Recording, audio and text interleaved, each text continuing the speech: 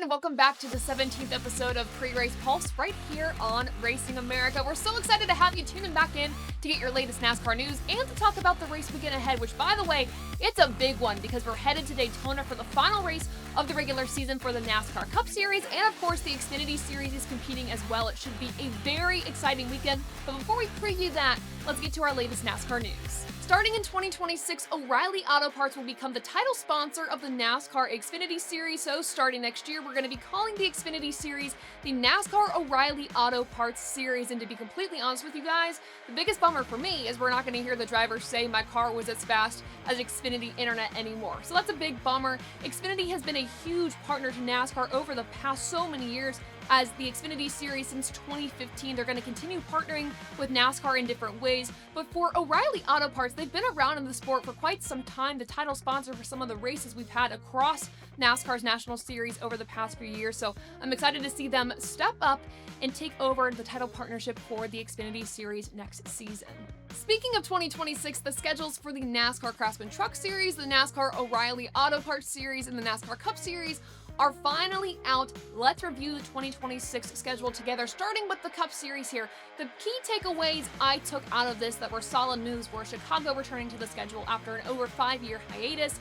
North Wilkesboro now has a points-paying race, and there are 2 off weekends on the schedule for the Cup Series, which I am very happy about. It can be a very long year, so having 2 weekends to rest is a big win. The move that I questioned a little bit is that Watkins Glen will move to May. Knowing the weather in New York early in May, it's questionable, so curious to see how that shakes out. There are no international races on the schedule next year, and the biggest question mark for me was that the All-Star race is moving to Dover. Dover! That is such an odd and interesting move, and I'm curious to see how that all plays out, but I am sure it will be a monster event, if you know what I mean. Shout out to Miles the Monster there. Going into the playoff conversation, though, there are some changes here with Kansas opening the round of 12, Phoenix actually opening the round of 8 now that it's not the championship event, and New Hampshire Motor Speedway is out of the playoffs. And I want to note something that Ben Kennedy said today during his media availability talking about the 2026 schedule. He said that we shouldn't take the playoff listings or round designations as confirmation that the playoff format won't change. So we could see some playoff format changes going into the 2026 season, so keep an eye out on that. Some other changes I want to note that regard the NASCAR O'Reilly Auto Parts Series for 2026 and the NASCAR Craftsman Truck Series is that both series will return to Rockingham in 2026 during the Easter weekend. For the O'Reilly Series, at least, we have Portland off the schedule, which for me is such a bummer. I love that race. And Gateway will be the regular season finale, a bit of a mix-up there. And then, of course, for the Truck Series, the key thing on the schedule here is that they will be racing at St. Pete. Let that sink in. They will be racing on a street course at St. Pete. This is a collaborative effort to help kick off the IndyCar season in 2026, I guess doubleheader type of weekend, if you will, so very interesting to see that. What are your thoughts on the schedule for 2026 for all 3 series?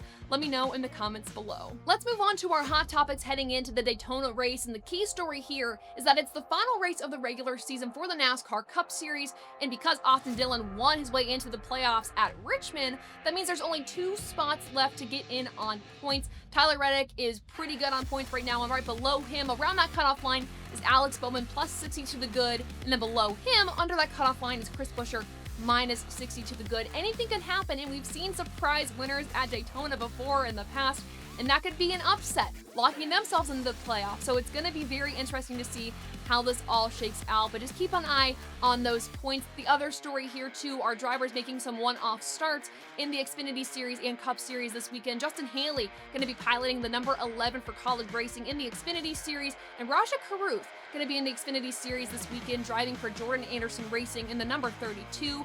As for the Cup Series, you're going to see BJ McLeod in the field, you're going to see Austin Hill in the field in the number 33, and then of course Casey Mears in the number 66 for Garage 66. Going to be a very interesting race for sure. And for more stories about the weekend and more news topics, make sure to go to racingamerica.com or Racing America on SI.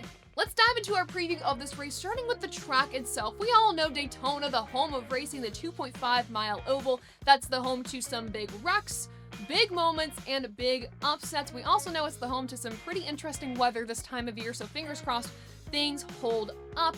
But when it comes to the race, where do you need to watch this race at? Well, Friday night at 7:30 p.m. Eastern Standard Time is the Xfinity Series event on the CW, and of course, Saturday night is the NASCAR Cup Series race at 7:30 p.m. on NBC. But our winning predictions, who is going to win this race? Well, I think for the Xfinity Series, I think Harrison Burton has a good shot. He's had a good couple past few weeks.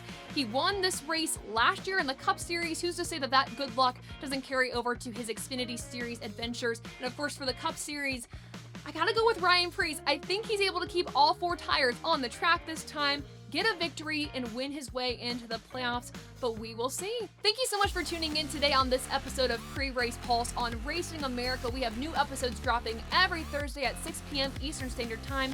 Make sure you subscribe to this channel and give this video a thumbs up, and let us know your winning predictions in the comments below. Thank you all so much for tuning in. Have a great race weekend, and we'll catch you next time.